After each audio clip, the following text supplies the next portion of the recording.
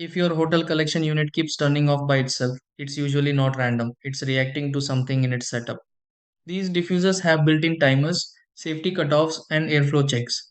When one of those conditions isn't met, like low oil flow, blocked nozzle, or incorrect settings, the unit stops to protect itself. From the outside, it looks like a fault, but internally, it's a controlled shutdown. The fix isn't guessing, it's correcting the trigger that's causing the stop.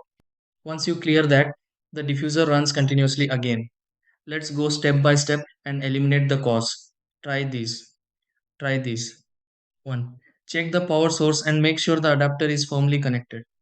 2. Inspect the oil bottle refill if low and reseat it tightly. 3. Clean the nozzle atomizer to remove any residue blocking flow. Number 4. Review timer settings and switch to a continuous or longer cycle. 5. Move the diffuser to an open, ventilated spot to improve airflow. 6. Restart the unit and confirm it runs without shutting off.